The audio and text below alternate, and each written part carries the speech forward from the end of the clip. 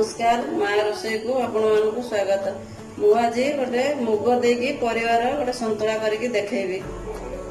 से आवश्यक उपकरण अमृतभंडा नहीं अल्प काटी देती छोट छोट करके बंधाकोबी बैगण कखारू बीन्स कटा आलू आपन चाहिए अलग परिवार भी पकई पारे बरबटी कदली जहाँ आपंकर इच्छा अनुसार पकेबे।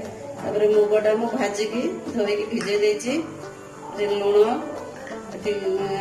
लंका गोटा जीरा नहीं टमाटो कटा पियाज कटा धनिया पाउडर लंका पाउडर हल्दी पाउडर एवं किचन किंग मसला तेल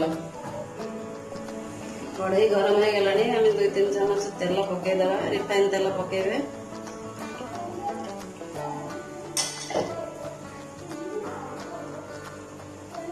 गोटा लंका दीटा गोटा जीरा पकाइबे।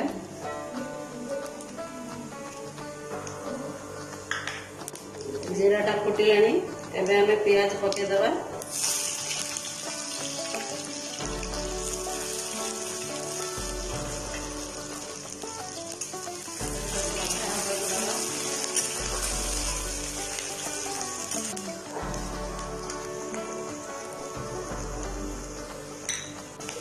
पियाजटा अधा हो गलानी एबे हम सब पाउडर पकेइदबा लंका पाउडर हल्दी पाउडर धनिया पाउडर किचन किंग मसला गोटे चामच पकेइदबा। अल्प टिके पानी मध्य देदबा।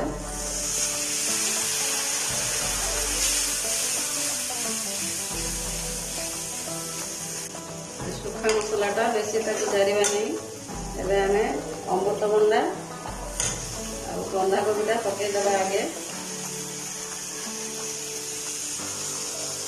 टाइम लगे से आगे पकईदबा। लुणटा भी पकईदेली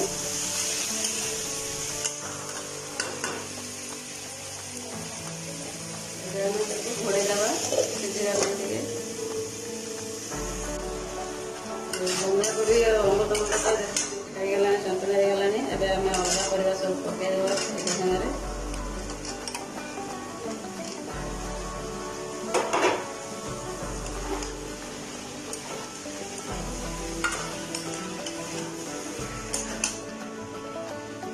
मुगटा भी धोईकी रखी मुगटा भी पकईदेवा।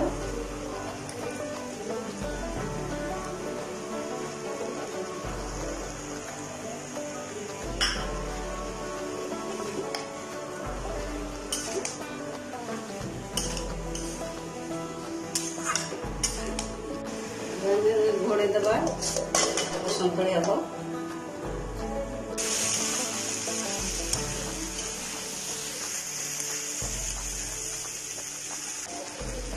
परिवाटा संतुली हो गलानी एबे मुग डालीटा सिझा पानी देदेबा 2 गिना पानी देदेबा।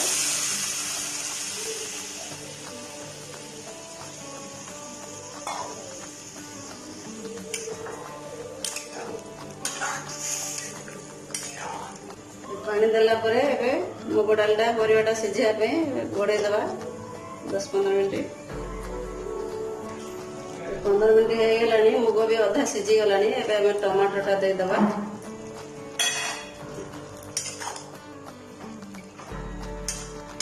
टमाटोटा देके आ अल्प टाइम घोड़े दबा।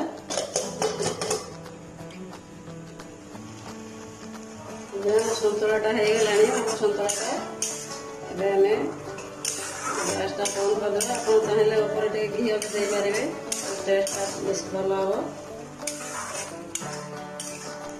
आमर संतुलाटी रेडी हो जाइए।